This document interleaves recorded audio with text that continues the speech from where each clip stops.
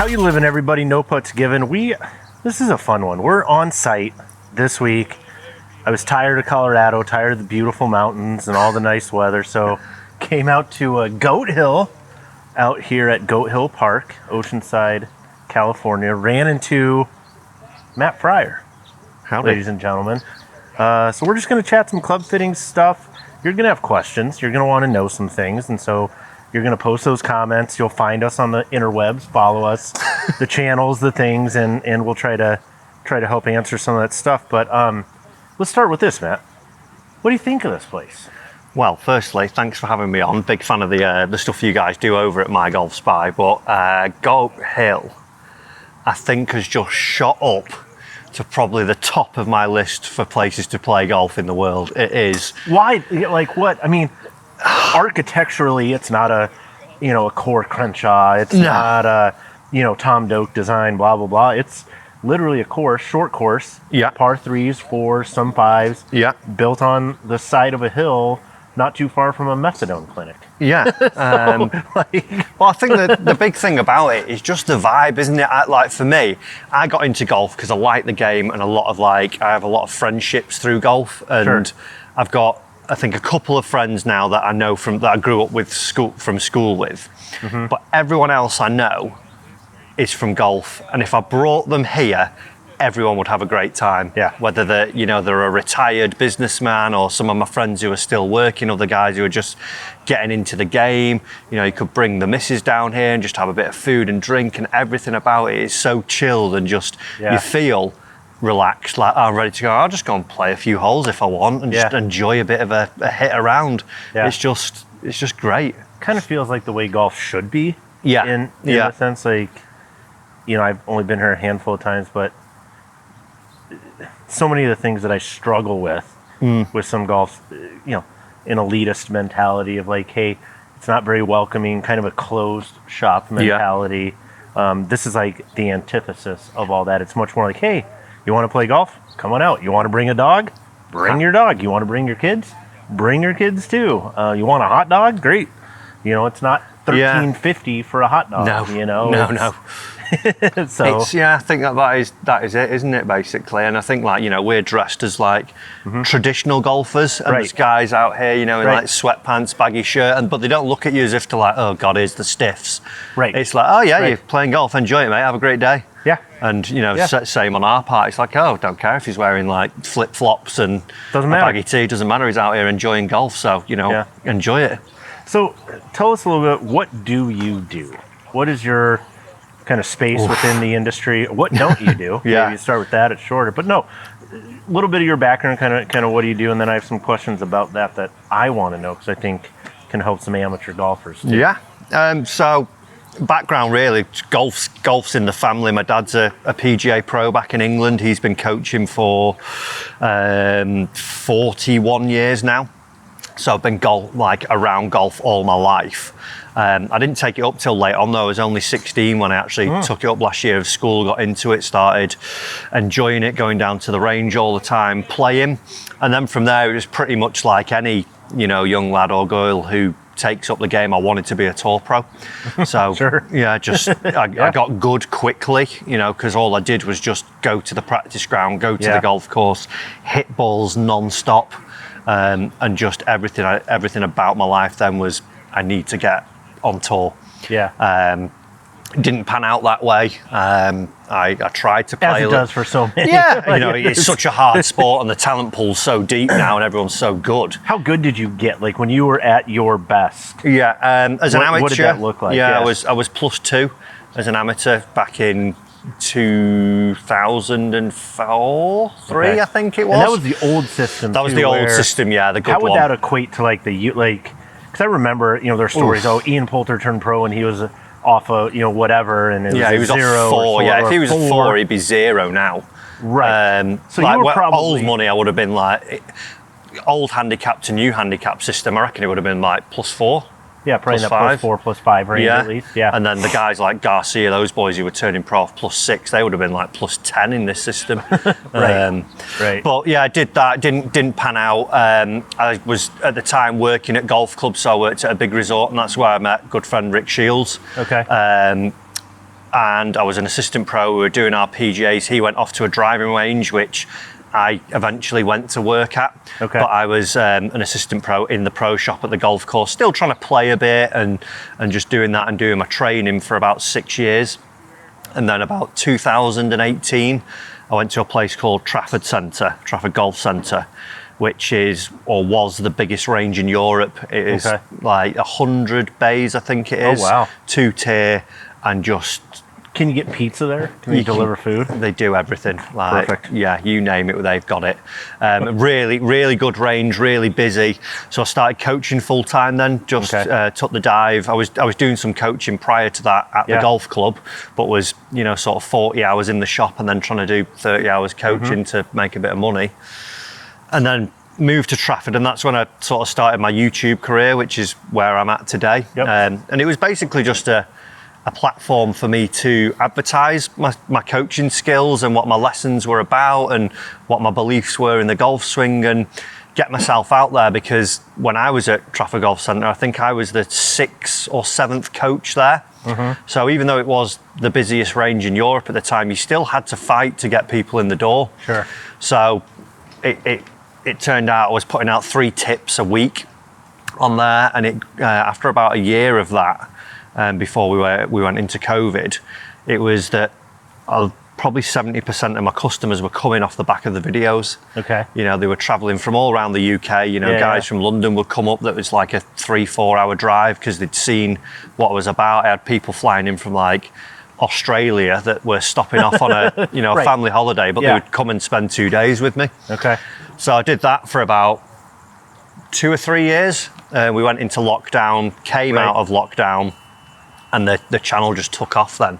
Yeah. Obviously golf was really popular after lockdown. Right. So the channel really grew, and it was sort of outgrowing revenue wise what I would do standing there coaching for 50 hours a week, you know, till 10 o'clock at night. And I wanted a little bit more of life outside of golf with the family. So I sort of knocked coaching down to like 20 hours a week and doing YouTube stuff. Yeah. Still coaching predominantly, because the YouTube stuff is still meant to inform, right? I mean, there's some parts of it that are like today we filmed the 30 shot challenge, where, you know, it is exactly kind of what it sounds like. You start on T1, you get 30 shots and for 30 strokes total, and you see how far you can make it. I made it to the 8th green. You made it to 9T. Yeah. So, I mean, that's kind of fun stuff, but you know, with the amateurs and you know, this is something, because we deal so much on the equipment side, and here's a question, right, we get all the time. If I had $500, should I buy equipment, take lessons? I hope you're going to say take lessons. Yeah, I think there's a blend of both, isn't there? You know, I would argue if you gave someone $500 and they just purely spend it on tech, as opposed to someone who went and spent $500 on getting to know their golf swing and you know, what works for them, why they hit the shots that, you know, cause all the trouble and heartache, and go and work on it, they come out on the other side, you know, better off for it. But I think you need gear that's tailored to you, definitely. But it's both. With working with amateur golfers too, what do you see, you know, like I said, on the equipment side, we see a lot of flaws, right? We look in somebody's bag, look at what they're playing, and kind of go through and say, okay, Kyle, I could get you in a much better position very quickly based on our testing, what we know about clubs and equipment. When you look at that from a swing standpoint, what are maybe the top 3 to 5 things that amateurs really, really struggle with that you as a coach, you know, in 3 swings, you're like, boom, boom, boom, I know, okay, we're going to have to fix this, that, da-da-da. Like, you can probably diagnose quicker than that person that's hitting balls is probably thinking, okay, da-da-da, but 2-3 swings, you've seen enough to, So what are those ones that, like, jump to the very top of your list? Yeah, so my dad's, you know, like I say, my dad's coached for 41 years, and he always sort of drilled it into me that there's 3 S's you need to be good at golf. 3 S's? 3 S's. Okay. First, you need to get your strike. Okay. So a lot of amateurs, you know, when you think about it, like the thin shot, the fat shot, the consistency of strike just isn't there, isn't it? Sure. You know, when you look at a tour pro versus your average weekend golfer, strike isn't there. So you need to get that skill first, and then when we sort of back out, well, what do we need to do with you technically to do that. A lot of people just have poor basics, poor fundamentals. I think sometimes, and I think, you know, we're a little bit guilty from the social media side of overinflating actually what a good golf swing is. And we'll say, you know, you need to do, you know, I'm a very simplistic coach. I like simple terms, dumb it down as much as we can. Sure. So it's not, you know, like we need some pronation of the left wrist and you hear all that stuff. I'm like, nope, turn the telly off. That's not going to help you. What's you know, pronation? when it's, are you actually holding the thing right? You know, getting a good grip. Are you actually standing to it correctly? And are we aligned correctly? Because if we're not holding it right, if that ball's not in the right place and you're aiming totally off, we're already going to have to make some compensate all the way through. Yeah. Somehow. So for me, like as any lesson would always start, it's like let's see where those things are at, because if you can get those, you know, a little tweak and just on the right track, all of a sudden, like, oh wow, like, moving your ball position up, striking it so much better, and it's like something that's so fundamental and not overwhelming from your brain side of things that you stood over it thinking, well, my right elbow needs to be here at this point in the swing, and I need to do this. I need 12 degrees of you know, tilt, and then I need my hips to be 14 degrees more open than they currently are, and blah, blah, blah. And not for me, that. So I think, you know, first one is always get those basics right, and that, you know, goes into that strike side of things. A big one obviously is, you know, probably 80% of the golfing world struggling with a slice. You know, everything we do is a lot of it. Is that the next S? No, the next S is, I'll get to that in a second. Yeah, keep you on your seat for that one. You know, so looking at like the sequence of your golf swing, a lot of people start too early from the top. We're playing a sport where we've got a club and we're trying to put that onto the ball, and a lot of people are doing it too quickly, you know, so everything's firing quick from the top instead of working from the ground up, that we do know through, you know, biomechanics now we need to be working it that way, but everyone's generally a little bit too quick from the top and getting over the top of it. So, you know, that's something where I would spend a lot of my time. I would be fixing slices as we're going through and trying to do that. But yeah, those would be a couple of things that I work on. Just if I had 20 minutes with anyone, it would always be, let's just see where let's get those right. Because even when you talk to the tour pros, you know, I've been lucky to go out to a lot of events and get friendly with a few of the pros and stuff like that, and some of the coaches as well, like Pete Cowan and people like that, and you speak to them like, what's he working on, and you think it's going to be this big magical oh well, he's doing this and this and he's trying to, and they go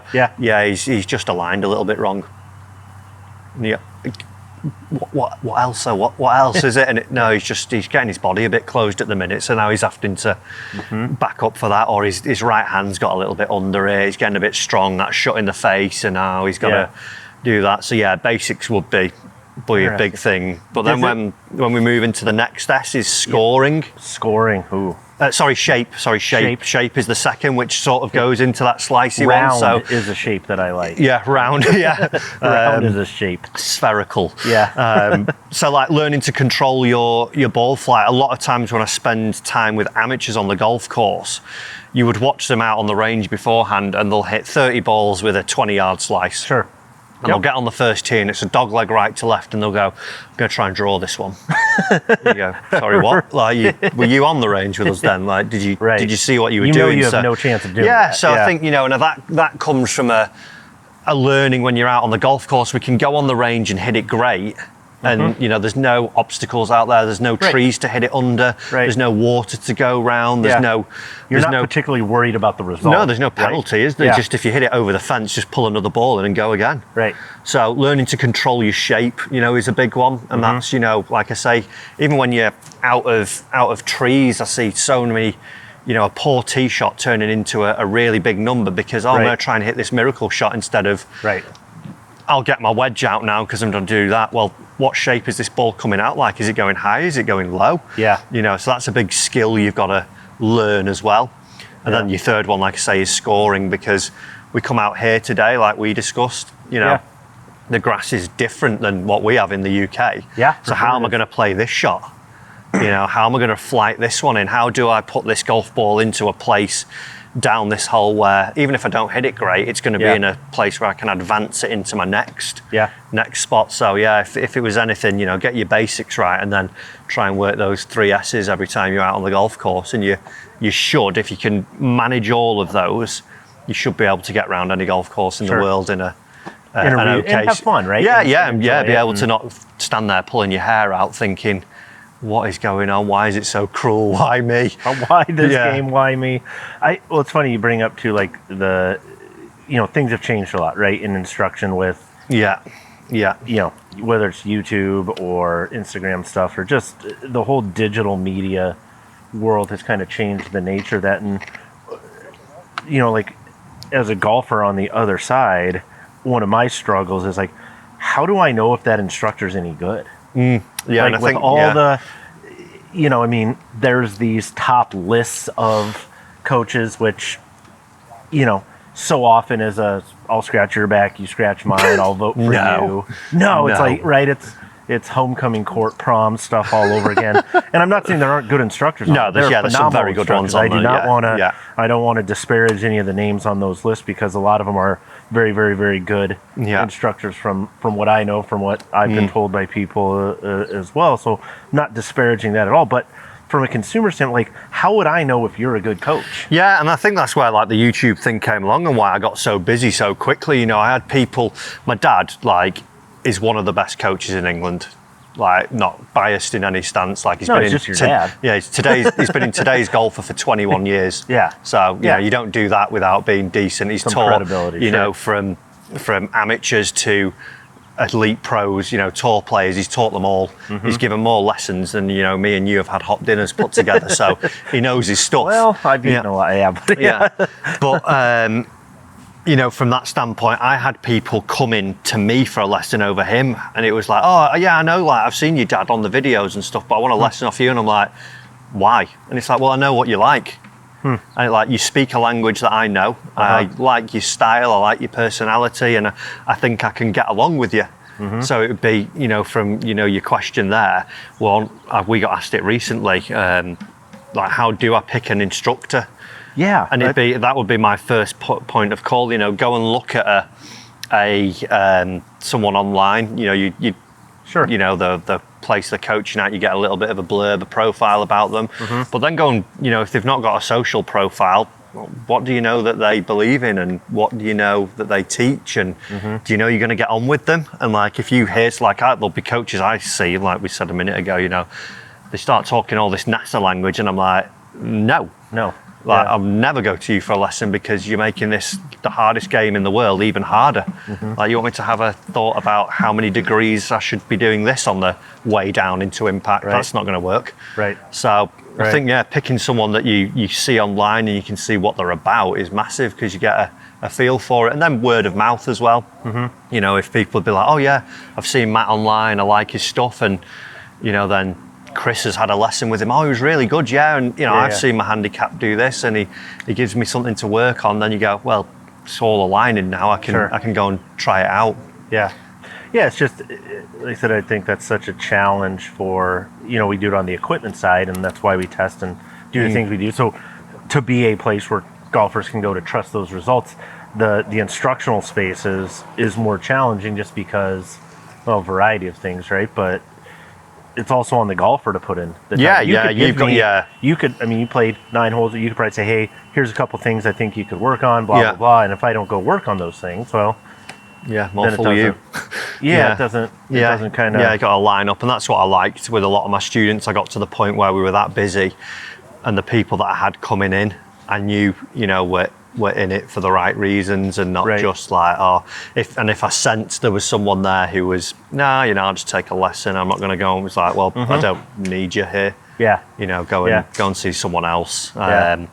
I want people who are, you know, passionate about the game and want to improve the game and going to go and put the work in. I always tell them it's, you know, like a diet. You don't have one day on a diet and lose a stone, do you? Nah, you know, trust me. Yeah, trust me, it doesn't work that way. There's a long, drawn out process, and, you know, I can tell you what you shouldn't be eating and how you should swing it and what I think is going to help you, but it's on you to go and go and do the right things, and we're in it together in that sense. Well, I thought it was interesting too, just switching gears into kind of more of the equipment side, like looking through your bag a little bit, and we were talking about some equipment stuff. You went to graphite iron shafts, and this is an interesting place, something we've talked about some internally, covered as a topic, is this kind of whole graphite versus steel. Obviously, composites took over on metal woods, drivers, etc. Several decades ago. One of those transitions that nearly everybody switched relatively quickly. Tiger was a holdout, but so you switched to graphite iron shafts. Why? Because you're a good player. You're a fast player. You have good ball speed. I can tell all those things. You're not the typical person that I would expect to go, oh, they're playing graphite in their irons. So we've one of the channel partners is Fujikura. So when we signed with them, it was like, do you want to try them? Are you interested? And sort of the stuff that we do on our channel, I see myself as the PGA pro who's giving advice to everyone. So my clients, when I was giving lessons, would ask me about the clubs. What do you think about this one? So that's why we review clubs as well, because we've got an insight into them, and I can tell you what's going to work for you. But from the graphite iron standpoint, it was like, well, it'd be interesting to switch into them and see actually what are they like, because I can use myself as a case study. I can play this year and see, are they any good? What repercussions does it have changing into a graphite iron? Do we see that performance drops off? Do I lose distance? Does my dispersion go? My spin rate's out of whack? And we did that, and I'll be honest with you, I was hesitant. I think, we did a video recently on our channel about, the history of the golf shaft going from wood to graphite. 120 years wood was in play. And then it's been steel was 70 years now. We've had graphite in the woods, and we've still not got there to this day on the irons.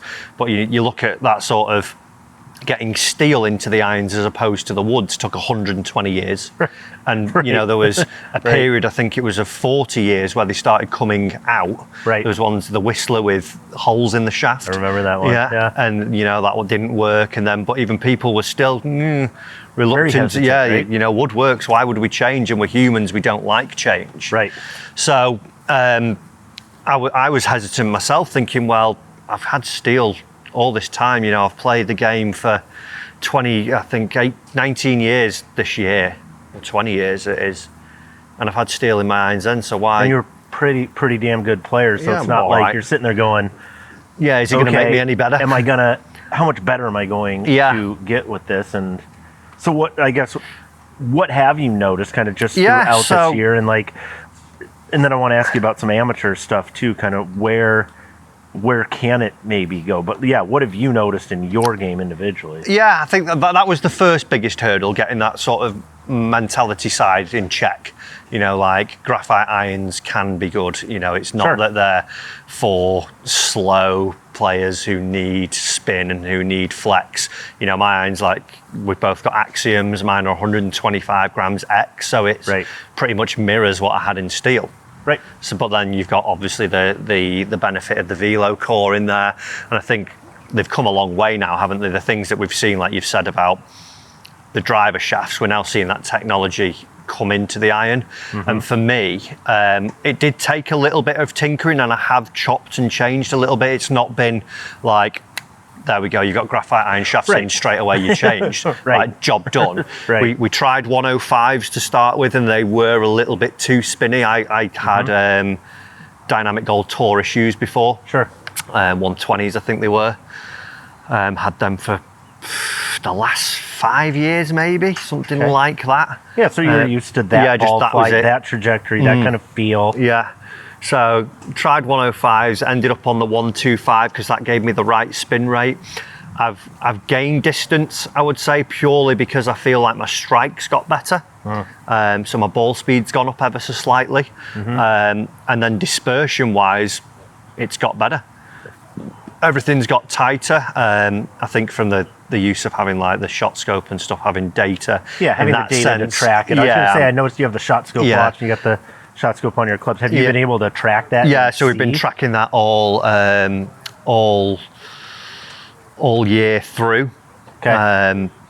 to see where we're at, and I've been able to measure where I was with steel, where I was with graphite. So the irons took that little bit and to get the spin right, and then since then they've felt better. The flight, I'm able to get everything I've got from steel. The wedges were interesting because I was someone like, I've not been a player who generates loads of spin. I don't hit down on it loads. I'm quite shallow with everything, so you would never get loads and loads of spin. Some wedges like round the greens with a 60 you would, you know, if you got ball forwards and you're sliding it a bit, but the pitches from 50 to 100, I would never be someone who's like one in, bounce and stop it, be a little bit of release with everything. So I went 105 thinking, maybe that'll generate a little more spin. But they were a little bit too soft in the tip, so there was a bit too much play and I was a little bit too inconsistent. As where we went to 125s now, and wedge game, like I'm probably wedging it the best I ever have. Just because again I can feel where the club is throughout. I'm getting that little bit more spin. So it took you a while to get that dialed in, and you know, and fitting process was like key to it. It wasn't like far. There we go. So how far? Like, it's interesting to bring that, right? Like, it doesn't change overnight. These things can take a period of, you know, years and obviously decades to shift into a new technology. Like, how far are we, if you had to pick, like, how far are we from being composites throughout the bag where steel becomes like wood? So if, let's assume that composites are the future. I'm going to just throw it out there. Steel's going to go away. It's an archaic material from a technology standpoint. We already know composites can do so much more. From a design perspective, getting to different weights, right? We can make them heavy, we can make them light, we can do all these different things. What do you think are the biggest hurdles from where we are today to getting, let's say that is technologically better across the board? It can do to, you know, composites can do to steel what steel did to wood. What are the couple, 3, 4 biggest hurdles do you see? For me, I think there's the two real main ones. Number one's, you know, I said it earlier, that mentality thing. You know, even when I play with my friends at home and they're like, they pull out and they go, oh, what are those? And like, they're, you know, good golfers, mid handicappers, low handicappers, and you go, oh, the graphite irons. Why have you got them? Why do you need those? Why aren't they for old people? Like, a couple of guys that I play with are 70 years old, and they go, surely like Russ would need those. And you go, well, no, like this is like, it's the same weight. We're able to, you know. So perception. I think perception's probably the biggest hurdle. Bit like the whole steel to wood thing, isn't it? Like, we don't like the change thing. So I think that will be the main one that we have to get over, getting people like out of that mindset of like, no, we can do what we've done with the driver shaft, and do that in your iron and tailor it to you as well. So if you need an extra stiff one but a little bit lighter, we can do that. I think that's exactly. I think the two hurdles that I see too, that the last one you're kind of saying there is, you know, like, I kind of picture, right, like with iron shafts, you have all these different profiles, right? Like I said, you played dynamic gold, you had that profile worked for you, and you look on steel shafts, and you know, whether it's Project X, right? They have LZ, they got IO, they got LS, they got the standard Project X. So there's 4 profiles, just kind of tweaks on that existing Project X profile. Then Nippon has all of theirs. You know, Dynamic Gold obviously has all of theirs. So if I go to a fitting, or if you were to help fit me for equipment, we would have a list of 30 different steel shafts. You could really dial me in. You could get tailored. I think that's one. But on the graphite side, there just aren't that many choices right now. So it's like, even you mentioned like Fujikura, like I have the 105s in right now, and you know, I would like them to be, I would love a 115. You know. And I think Fujikura would say they know they have holes in there. They came up 75, 105, and 125.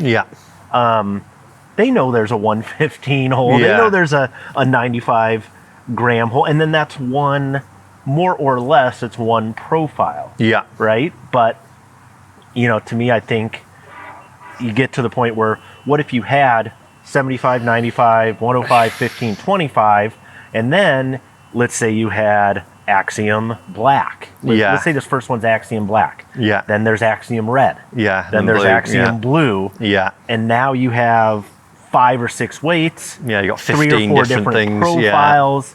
You can tip them to maybe get in between certain things, right? And then it's like, okay, then it's the last hurdle for me, which is... I think there's like another one is price as well, isn't it? You know, you look at cost and you go, I think nowadays, obviously, like over in the UK, we've got like cost of living crisis. Life's expensive. You exactly. Everything's just going like ding, ding, ding, ding, ding. You know, like driver used to be 250, now it's 500. Right. Throw in a shaft like this, you throw in another 200, and you go, oh my, like I'm not as wearing my steel. I know what it does, and it's only $90. Yeah, I'll have that. Well, and that's a real consideration for golfers. I'm going to buy a new set of irons. I get fit. Let's say US, it's $1,200. Yeah. If I go fit, But if I want this shaft, and let's say it is something like an Axiom that's going to be another 100, 120. Yeah. Now that $1,200 set of irons became $2,000. Yeah. It's a lot of dough. For real people, that's real money. That's so especially when you've got, and then they go, well, does it do anything different than steel? No, it's pretty much, same. You'll probably see over time you'll get, a tiny bit more dispersion benefit. You'll gain a little bit of speed. Right. How much? Oh, we're talking mile an hour, 2 miles an hour, go, 7 irons. I'll just have the other ones. Right. So I think if the cost of production comes down and things like that, I think alluding to the question you asked earlier, when do we see it coming that everyone's got composite in their set? I think we're 10 years away, somewhere around there, where prices get right. Yep. Perception changes. Yep. We have all the specs. And then even like say, getting the availability in fitters as well. Yeah. I think, would be somewhere around that mark. Yeah. For it to all kick in. But I do think it will change. I think it will too, but I think that 5, 7, 10 years is realistic. It'd be interesting to ask the manufacturers. They're probably 3 bullish. Yeah, they're probably saying, hey, but I think to really get into the market and really be accepted across the board. Yeah. Like I said, it's the same thing where I'm looking at, okay, you get fit and okay, what's the upcharge for that one? How much is this one? And maybe in your driver, you're like, okay, I'll do it because it's one shaft.